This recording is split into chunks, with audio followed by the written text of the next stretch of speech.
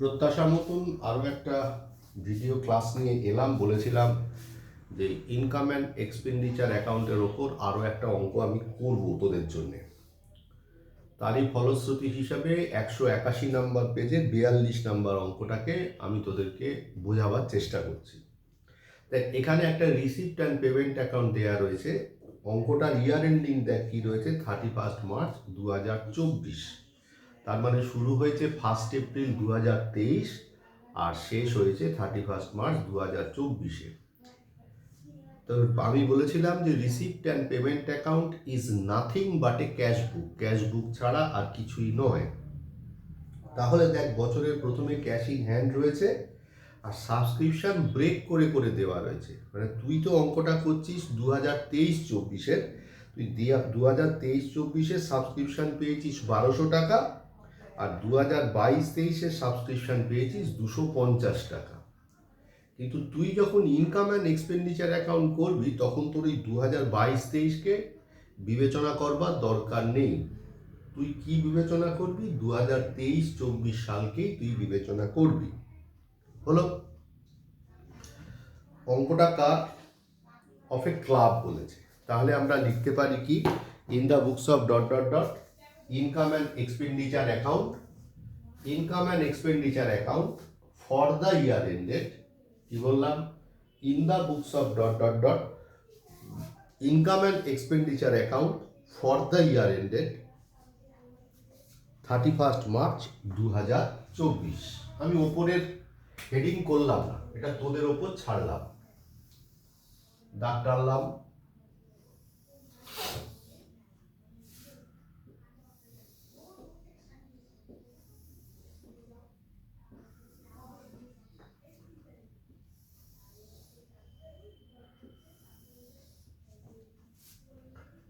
এখানে লিখলাম expenditure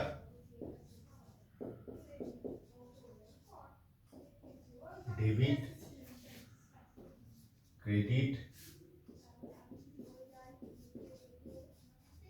income, details rupees, amount rupees,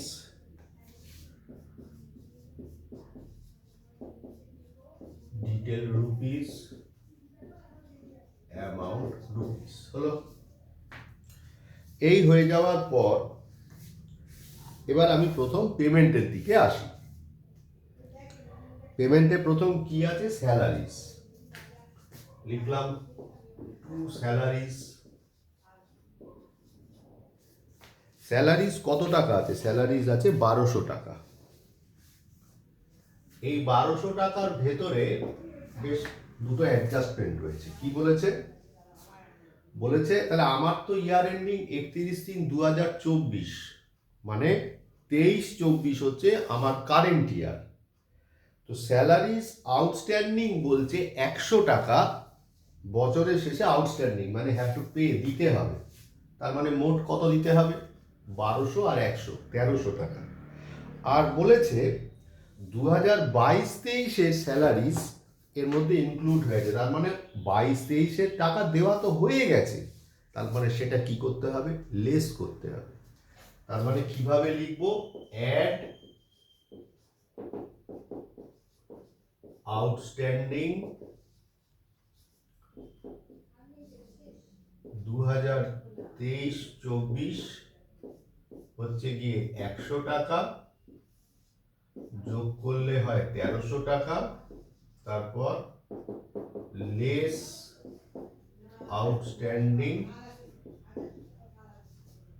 2022-23 হচ্ছে 100 টাকা, বিয়োগ করলে হচ্ছে 1200 টাকা। হয়ে গেল? এই হয়ে যাওয়ার পর এরপরে কি আছে? Electric charges. লিখলাম টু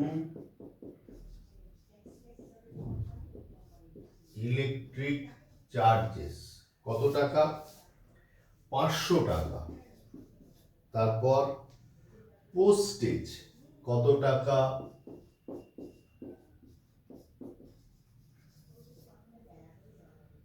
50 টাকা। একটু দেখে নেওয়া যাক কতটা ভিডিওটা হলো। বেশ 5 মিনিট। পোস্টেজ হচ্ছে গিয়ে 50 টাকা। এরপরে কি আছে? এরপরে আছে বুকস। তো বুকস একটা লাইব্রেরির মানে একটা ক্লাবের কোথায় থাকে? লাইব্রেরিতে। তাহলে বুকস হচ্ছে একটা ক্লাবের অ্যাসেট। ফার্নিচার, অ্যাসেট, এগুলো কিন্তু একটাও আসবে না।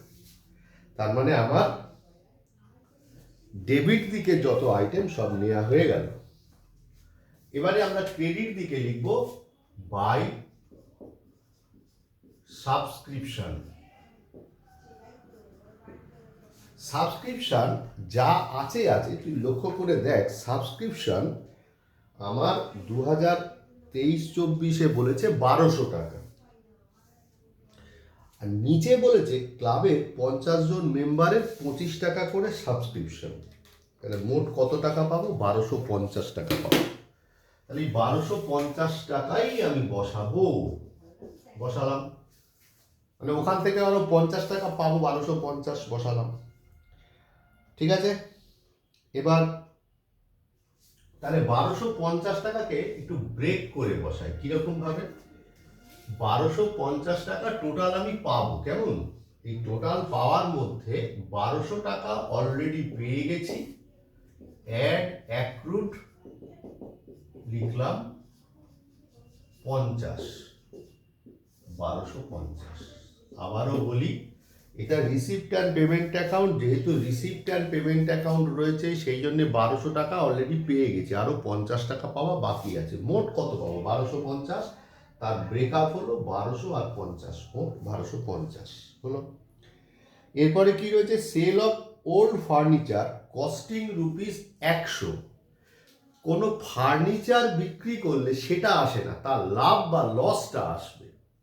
তাহলে 100 টাকার ফার্নিচার আমি 60 টাকায় বিক্রি করি, তার মানে লস হয়েছে। আবার ডেবিট দিকে, to loss on sale of furniture কত টাকা? 100 মাইনাস 60 টাকা, কত টাকা হলো? 40 টাকা হলো। তারপর রেন্ট অফ হল রিসিপ্টস, তাহলে বাই রেন্ট অফ হল রিসিপ্টস কত টাকা আছে?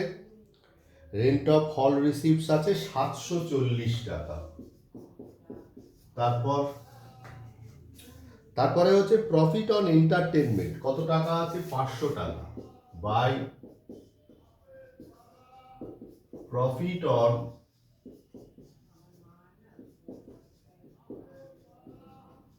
এন্টারটেনমেন্ট কত টাকা আছে? 500 টাকা রয়েছে। হয়ে গেল।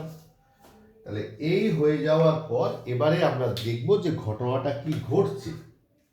তাহলে 1250 যোগ 740 যোগ 500 করলে হয় 2490 টাকা।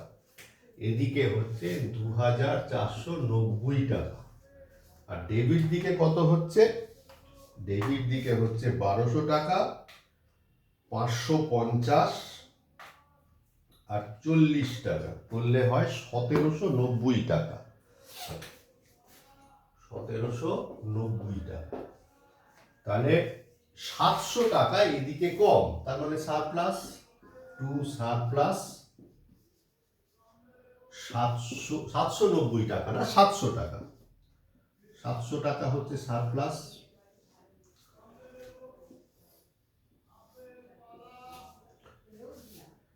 $2490 টাকা, 2490 টাকা। এখানে আমার আর লেখার জায়গা পাচ্ছি না, সারপ্লাস বলে ড্যাশ দেব, ড্যাশ দিয়ে লিখবো বিং এক্সেস অফ ইনকাম। কি বললাম? Being access of income over expenditure. কি লিখবো? Being access of income over expenditure. হয়ে গেল। তাহলে মোটামুটিভাবে আমরা ইনকাম এক্সপেন্ডিচার কিন্তু একটা সুন্দর আইডিয়া পেয়ে গেলাম। এই দুটো অঙ্ক যদি আমরা একটু প্র্যাকটিস করে রাখি খাতায়, আমি ক্লাসে গিয়ে অফলাইনে আমরা অঙ্ক প্র্যাকটিস করব, আমাদের আর কোনো অসুবিধে হবে না। তাহলে আপাতত ভিডিওটা এটুকুই, তোদের সবাইকে দেখতে বলছি অঙ্কটা ভালো করে।